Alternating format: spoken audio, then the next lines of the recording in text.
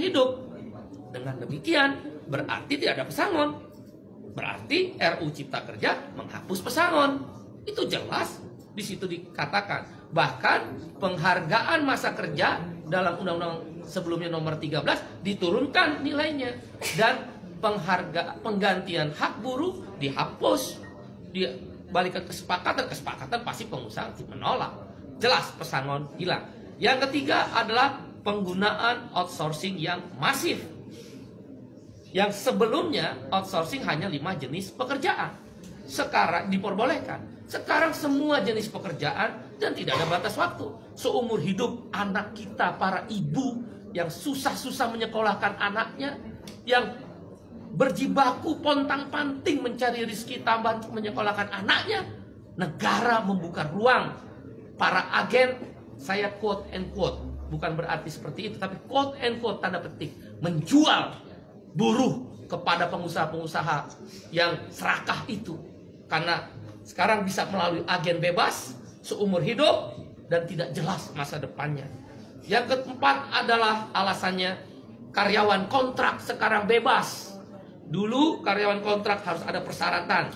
Boleh menggunakan karyawan kontrak kalau paling lama 3 tahun pekerjaan itu. Jenis pekerjaan tertentu, untuk pre-pro, bukan mass product, bukan produksi massal dan sebagainya. Sekarang syarat itu dihapus, dibolehkan menggunakan karyawan kontrak. Semua jenis pekerjaan dengan batas waktu tidak tertentu. Wahai ibu-ibu dan bapak-bapak, anak-anak kita terancam dengan masa depannya yang dikontrak seumur hidup tanpa kejelasan nasibnya, dan di outsourcing seumur hidup melalui para agen-agen pekerja yang menampung pekerja itu. Berbahaya buat negara ini, terlalu liberal, tidak ada perlindungan negara kepada rakyatnya.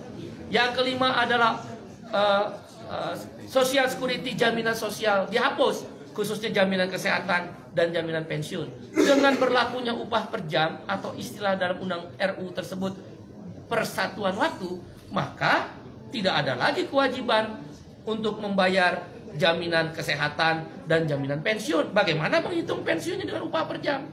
Ditambah dengan adanya outsourcing dan karyawan kontrak yang bebas, siapa yang bayar jaminan pensiun para buruh dan pekerja itu? Dunia pekerjaan Indonesia terancam, pekerja-pekerja lokal terancam. Ditambah yang keenam alasannya adalah tenaga kerja asing.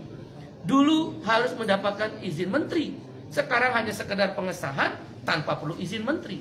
Siapa yang kontrol bahwa buruh kasar tenaga kerja asing bisa masuk?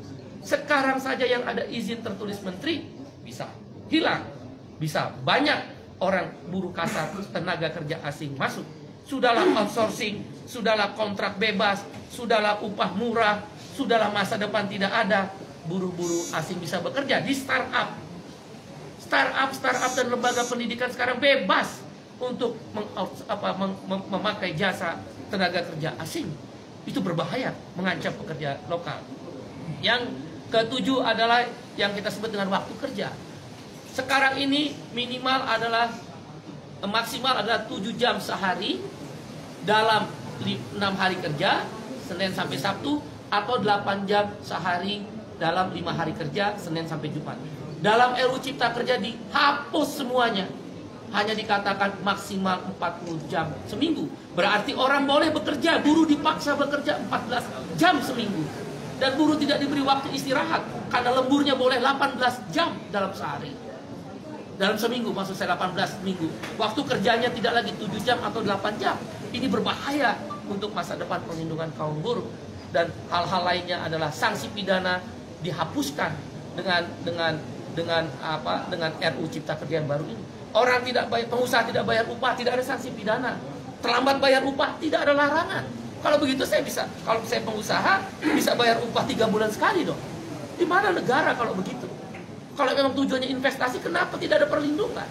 Kita setuju investasi, yang tidak kita setuju adalah tidak ada perlindungan. Dan kemudian hal lainnya yang kesembilan adalah bahwa PHK jadi mudah sekarang.